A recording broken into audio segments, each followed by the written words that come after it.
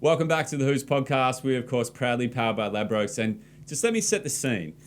I played a late game of basketball last night, finished at about 20 to 11. I get in my car, pull up at a set of lights. I pulled out my phone. I'm not supposed to. I was about to say. But I pulled up at a set of lights and I've quickly checked the socials and I've checked my Facebook. Shocking. And I have come across one of the biggest Russell Westbrook rants of all time from this man.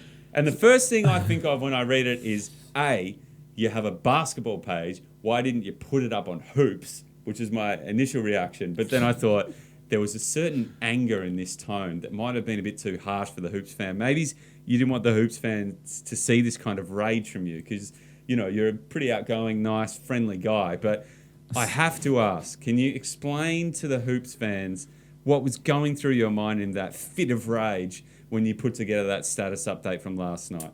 Yeah, firstly, I still don't want to do this segment. You forced me, and so was the EP. It's too good. I think I've just put up with a lot of hate. I was talking with, friends, family, stuff like that, and I've said, has there ever been a more hated NBA player that is successful? I mean, people love to hate Kobe. Mm-hmm.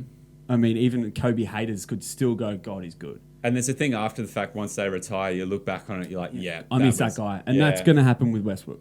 I think that you will look back and there'll be probably more triple doubles and he's probably discounted what a triple double meant. I agree. Like there's obviously, it's not like I'm blind and obviously I've got to be very careful ranting about something that is close to my heart and, Thunder sort of esque thing. I mean, I can't give my biases, my allegiances away. Yep.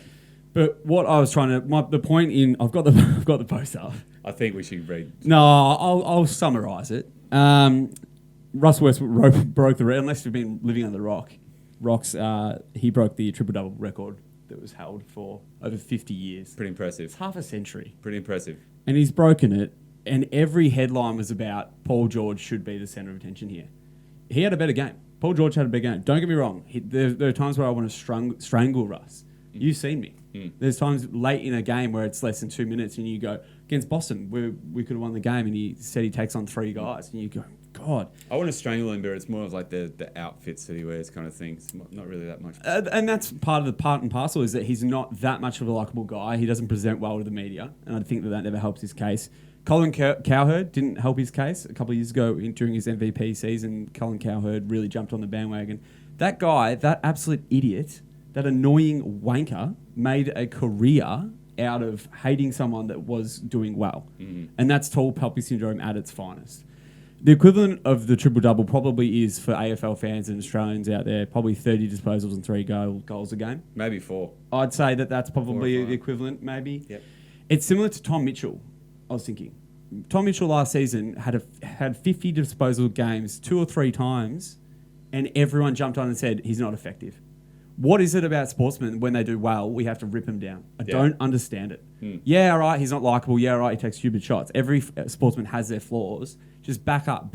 Like it's not on. Tom Mitchell, it's the same. It's similar to Patrick Dangerfield as well. During his Brownlow season, everyone was like, oh God, he's so up himself. Yeah, cool. That's him as a person. Appreciate the player. Appreciate the athlete for what he is. So, look, everyone said that the triple-double average wouldn't happen ever again. Mm-hmm. Jason Kidd said that, and who was just surpassed by Russell Westbrook. And, yeah, look, he's averaging a triple-double for the 3rd season in a row. That is just, whether or not you like him, that is just unbelievable. What do you think? I just don't understand why everyone has to jump on their back. It's tall poppy syndrome. It's all it is. He's a Golden State Warriors in a player. Everyone hates the Golden State Warriors because they're so good. Yeah. And they have a few bad guys on the team. Yeah, KD says things to the media, so does Russell Westbrook. It's just, I just don't understand why. But I can still appreciate how good the Warriors are. I still watch them and go, wow. Yeah. But it doesn't happen with Westbrook. I just don't understand it. So. What do you guys think? Do you agree? Do you think everyone's a bit too harsh on a player when perhaps they aren't very likable as a person, but their stats are incredible? Yep. That's probably what it is. I mean, PG last night had 47, but he's a really likable dude.